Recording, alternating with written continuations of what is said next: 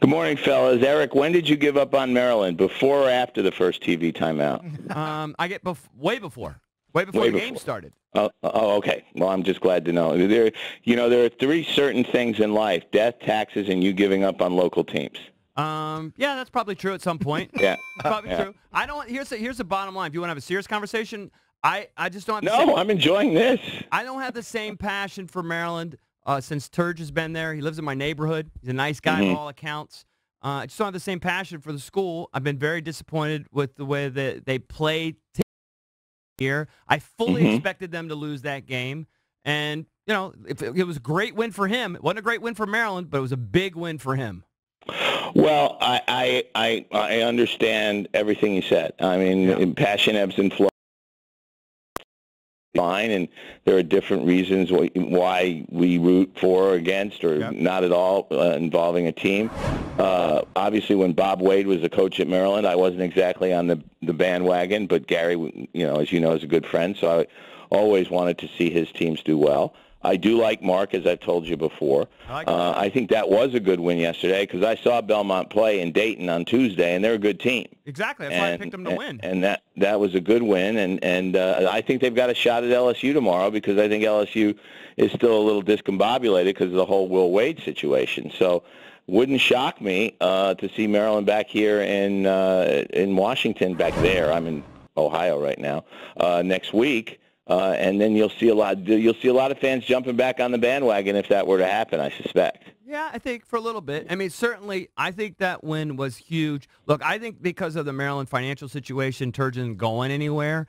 But if they had they had lost that game, man, there would have been some real demonstrative, people that were upset. And I don't know if they could have moved the needle on it, but it would have been bad. No, it would have. Yeah, there would have been. You would have heard a lot about 4 NCAAs in 8 years, 1 Sweet 16.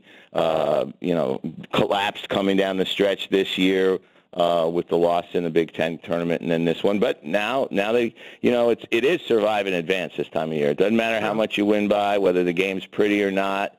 Nobody's ranking you. Nobody is determining where you're going to be seated in a tournament. You just win and then try to go and win again, and they did it yesterday. And if you're Turge, Cowan can't play any worse. He has to be better against LSU, you would think. You would think. In the next round. You would think.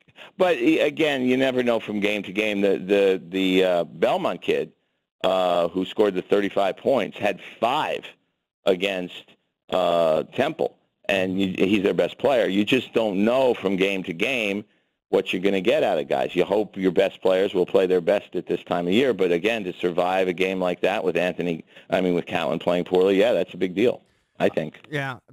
This tournament's weird for me. As I get older, I care less and less about most of these teams. Obviously, I'm intrigued by the Zion phenomenon, so I like to watch Duke when they play. I'm a Maryland guy, so I want to watch Maryland. The other kid, though, that I really wanted to watch, and he produced – did not disappoint, was John Moran. Where do you stand on that? Because he is an underdog story. He's projected to go top 2 or 3. I know you're an underdog guy. Do you root for a guy like John Morant? Absolutely. I mean, I root for him. I root for his team, Murray State, because they're one of those mid-majors that has the potential to make noise. I don't think anybody was shocked that they beat Marquette. I was surprised by the margin and how easily they did it, but Marquette finished their season losing 6 out of 7. I mean, you talk about collapsing coming down the stretch, and the committee did them no favors, giving them Murray State as a 12. Murray State is an example of a double-digit seed that should have been seeded higher, like Loyola last year. I mean, the committee blows it on mid-majors in terms of seeding all the time. I don't think Belmont belonged in Dayton,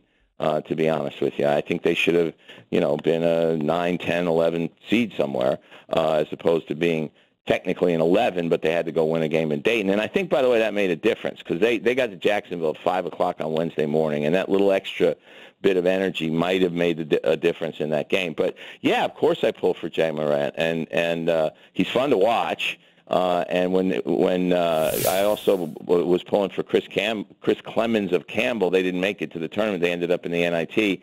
But you love guys like that who weren't highly recruited, who are little guys, who people are now going to notice because it's March and Murray State won a game.